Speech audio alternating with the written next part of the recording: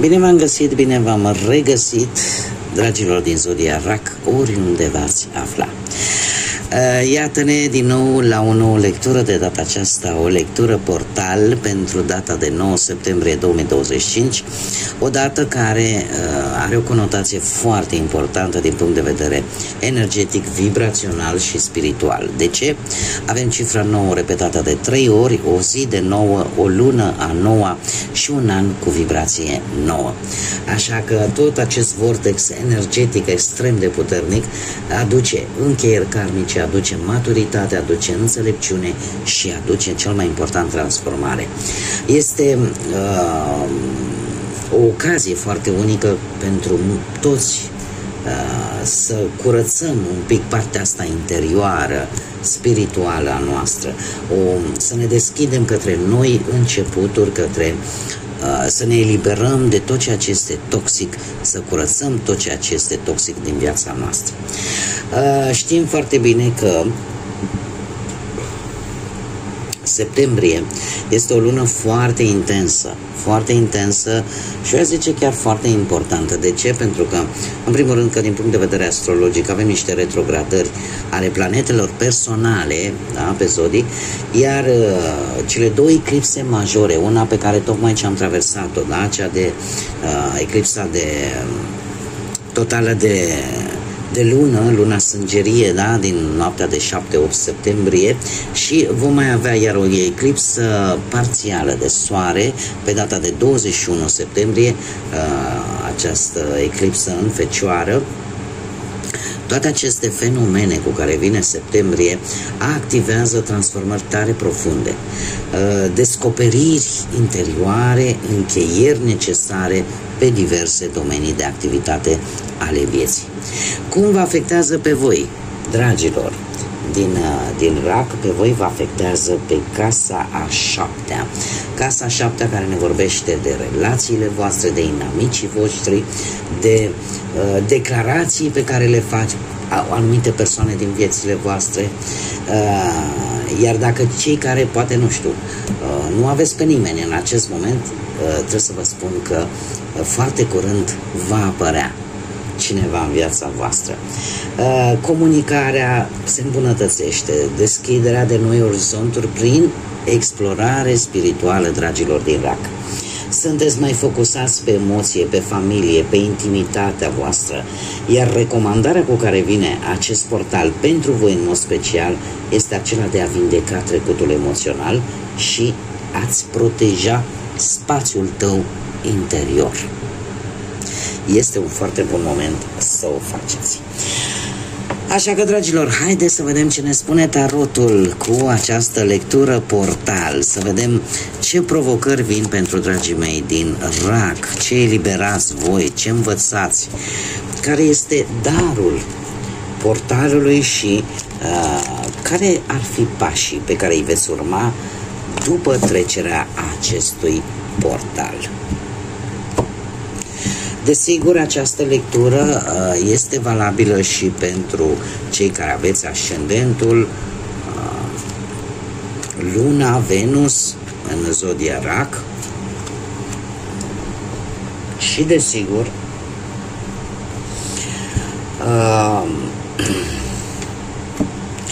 nu trebuie să uitați că este totuși o lectură generală, da? Să luați decât mesajele la care voi veți rezona. Bun, haideți să vedem care este provocarea principală cu care vine acest portal. Păi, provocarea principală vine cu acest cavaler de monede. Se pare că ori aveți pe cineva dintr-o zodie de pământ, Taur, Fecioară, Capricorn, în viața voastră, indiferent pe ce aspect al vieții vorbim, că e profesional, că e material, că e sentimental, cineva care are foarte multă răbdare, cineva cu un comportament foarte responsabil și sau poate că traversați o situație care cere foarte multe responsabilități sau cere o anumită responsabilitate. Dacă nu vorbim de o energie, vorbim de situația în care voi sunteți mult mai meticuloși, sunteți mult mai răbdători, sunteți mult mai responsabili și de obicei se pare că căutați cu o foarte mare intensitate siguranța celor dragi vouă. Vreți ca ai voștri să fie în siguranță. Sunteți mult mai perfecționiști în această perioadă și încercați cumva să vă onorați anumite compromisuri, anumite promisiuni. Cum de asemenea e posibil ca alții dintre voi să fiți un picuț mai încăpățânați și să încercați cumva să renunțați poate la ideea că toate lucrurile trebuie făcute doar ca voi. E posibil și acest lucru. Acum, haideți să vedem de ce anume vă puteți elibera. Care este teama, care este frica, care este atașamentul de care vă puteți elibera? Nu știu, vă puteți elibera poate de o energie de foc.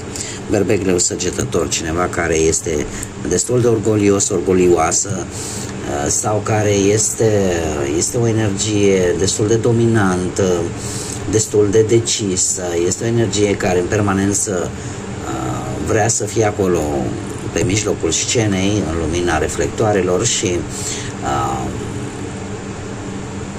care de obicei nu prea acceptă poate ce aveți voi de spus. Și există o oarece teamă vis-a-vis de această energie pentru unii. Pentru alții, mai ales cei care aveți poate zodii de foc în anumite planete, în anumite zodii de foc, mă scuzați, voi vă puteți elibera în sfârșit de toată această angoasă pe care ați avut-o până acum în ceea ce privește poate partea asta a muncii, da? Găsirea unui loc de muncă, teama că dacă nu găsesc, dacă nu obțin ceea ce trebuie, da? Și lucrul ăsta cumva parcă încet dispare, deveniți mult mai dominanți, deveniți mult mai independenți, ca să zic așa. Cum de-al minteri, nu știu, pot apărea, și dacă vorbim de viața sentimentală, se pare că te vei elibera de ideea că lucrurile într-o relație, decât tu trebuie să îți aduci aportul și îți vei da seama de fapt că într-o relație trebuie să-și aducă aportul fiecare cu câte ceva. Da? Fiecare trebuie să pună câte ceva în relația voastră ca ea să funcționeze cum trebuie, într-o manieră sănătoasă. De asemenea, alții te vei elibera de o anumită persoană. În poziția ei ar putea fi vorba de o mamă, de o soacră, de o prietenă care te-a cam închis, care te-a cam, nu știu, te-a făcut să te învârți într-o lume care n-avea nimic de văzut cu realitatea. Și te poți elibera și de această persoană. Mergem mai departe. Ce veți învăța voi? Care este înțelepciunea pe care voi o veți extrage din această experiență? Dragilor, voi veți învăța să nu voi mai fiți manipulați nici de către persoane, dar nici de către situații. Dacă până acum nu vedeai o ieșire, nu vedeai o logică într-o anumită situație și aveai senzația că ești blocată și că pe ideea că ori suporți situația, ori pur și simplu schimbi ceva, nu rămâi blocat în respectiva situație. Iar asta vei învăța. Asta, cu acest învățământ va veni acest portal pentru voi. Da? Îți vei da seama că funcționează atracția universală și că dacă te învârți într-un cer negativ și nu vei căuta noi resurse, te vei învârti în cerc și vei atrage lucruri negative. Vei învăța că teama de fapt te-a blocat într-o relație rea sau că poți să te descurci foarte bine și singurel, singurică, decât într-o relație nesănătoasă, că nu trebuie să stai blocat. Da? Într-un lucru, într-o situație, într-o relație care pentru tine este toxică. Care este darul cu care vine acest portal pentru voi, dragilor? Și e unul foarte, foarte frumos și foarte important.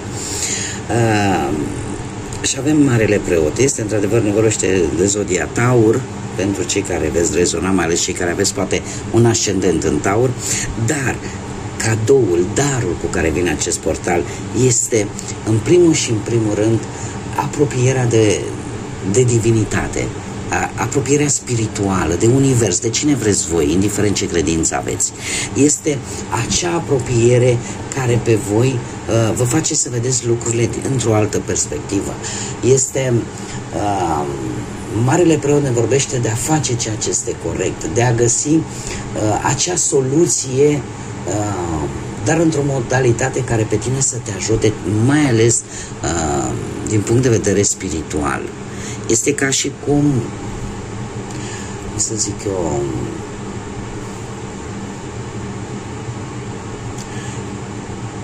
ca și cum revii la principiile de bază, la alea de unde ai plecat. Revii acasă, dar vorbind foarte mult despre partea asta spirituală, despre principiile tale. E ca și cum te întorci la principiile alea sănătoase și bune pentru tine. E posibil ca în perioada imediat următoare să fiți mai interesați, un pic mai interesați de tot ceea ce ține de spiritualitate, de, nu știu, pentru cei care aveți această credință ortodoxă, catolică, în general care are legătură cu Dumnezeu și cu divinitatea, să fiți mai apropiați oarecum de, nu știu, să mergeți mai mult la biserică sau în locuri de cult, da? În care să simțiți efectiv că vă încărcați de această energie universală și de această energie divină. Care este noul drum? Da? Care sunt pașii pe care voi veți face după trecerea acestui portal? Și este foarte interesant pentru că avem roata destinului. Dragilor, va avea loc o schimbare extraordinară până la sfârșitul anului. O schimbare care pe voi trebuie să vă spun că pentru care voi trebuie să fiți pregătiți. Roata norocului, cum mi se mai spune, sau roata destinului, ea vine la rândul său, poate să vină în două moduri. Pentru cei care până acum, aparent, și spun aparent pentru că eu vă spun din experiență proprie, niciodată nu trebuie să spui, dom'le, merge extraordinar de bine. Da, poate să-ți meargă foarte bine, nu știu, pe plan financiar, sau pe plan amoros, sau pe plan profesional. Dar vă spun eu că de fiecare dată acolo există o lipsă. Dacă îți merge bine pe un plan, undeva pe celelalte planuri există anumite carențe. Această carte vine și îmi spune că imediat după trecerea prin acest portal până către sfârșitul anului va apărea o situație adusă de către destin. O schimbare semnificativă care apare într-un mod foarte rapid. Apare așa ca o surpriză, ceva care deocamdată nu își arată, nu dă un răspuns. Mie cărțile nu vor să-mi arate, da, veți avea parte de un lucru foarte brusc, foarte surprinzător, dar nu pot să vă spun dacă va fi, cum să spun eu, indiferent de fapt ce se va întâmpla, va fi benefic pentru voi mai devreme sau mai târziu. Și știu că o să-mi ziceți, domnule, de ce nu poți să-mi spui? Ce, nu mai poți să pui încă o carte? Această lectură în mod propriu-zis, fiecare poziție are o semnificație ei. Și eu vreau să o las strict așa, pentru că așa simt că este corect și așa simt că este bine. Deci, se va întâmpla ceva. Poate să fie aparent pozitiv, dacă până acum ați avut o viață grea, ca să zic așa, pe mai multe planuri, ceva pozitiv va veni în viața voastră, într-o manieră surprinzătoare până la sfârșitul anului, pe orice domeniu al vieții vorbim. Pentru cei care aparent ați zis, domnule, dar eu duc bine, mie nu lipsește nimic, ceva se va schimba, ceva la care într-adevăr trebuie să schimbați și voi ceva. Pentru că știți cum e, că stăm bine cu dragostea, nu stăm bine cu banii, sau invers. Da? Așa că cărțile deocamdată lasă situația un pic în aer ca voi să vedeți voi singurei unde vine această schimbare atât de bruscă până către sfârșitul anului. Ia uite ce interesant deja. Un mesaj din partea îngerilor, din partea divinității. Ia să vedem, ne vorbește de bucurie. Bucuria cea mai ridicată din toate energii. Bucuria, sentimentul de bucurie este energia cea mai ridicată din toate energiile. Este un sentiment magic care te face să simți că totul este posibil. Bucuria se naște din aprecierea fiecărei clipe pe care o primești. Este sentimentul care îți permite să creezi prezentul și viitorul de la un nivel foarte ridicat. Este de fapt un îndemn de a nu renunța la lucrurile care vă creează o stare de bucurie, care vă creează o stare de bine. Nu renunțați la lucrurile care vă fac plăcere. De ce? Pentru că și din punct de vedere biologic, în momentul în care râdem, zâmbim, avem o stare de bine și organismul vostru și al meu, bineînțeles, organismul nostru, în general, al tuturor oamenilor, declanșează anumite substanțe benefice pentru noi, din punct de vedere biologic, fizic, cât și psihologic, da, mental, ne ajută foarte mult. Așa că nu renunțați la lucrurile care vă fac plăcere, nu renunțați la lucrurile care vă aduc acel dram de bucurie, acel dram de liniște. Bun, dragilor, cam atât am avut pentru voi. Cu această lectură portal. Eu vă mulțumesc pentru răbdarea voastră, mai ales celor care sunteți abonați și care știu că așteptați cu mare interes lecturile mele. Din păcate, iar ceva s-a întâmplat și eu sunt om și eu trec prin tot felul de situații și am lipsit un picuț de aici de pe canal, dar iată că am revenit și sunt alături de voi, așa că mii de mulțumiri tuturor celor care ați dat dovadă de răbdare și de multă înțelegere. De asemenea, vă mulțumesc tuturor pentru prezența voastră la această lectură, atât dragilor mei abonați, cum de asemenea și celor care sunteți noi pe acest canal. Cu această ocazie vă invit să vă aduceți aportul, desigur, dacă asta simțiți, dacă asta vă doriți, în sprijinirea acestui canal prin intermediul like-urilor, distribuirilor și comentariilor voastre, cum de asemenea invit pe toți cei care încă nu v-ați abonat să o facă dacă ați rezonat sau dacă vă plac acest gen de lecturi sau felul în care eu le abordez. Așa că până data viitoare, când ne vom reîntâlni la următoarea lectură, eu vă doresc tot binele din lume, să aveți parte de tot ce e mai bun, de tot ce e mai frumos și, desigur, să fiți iubiți, dragilor.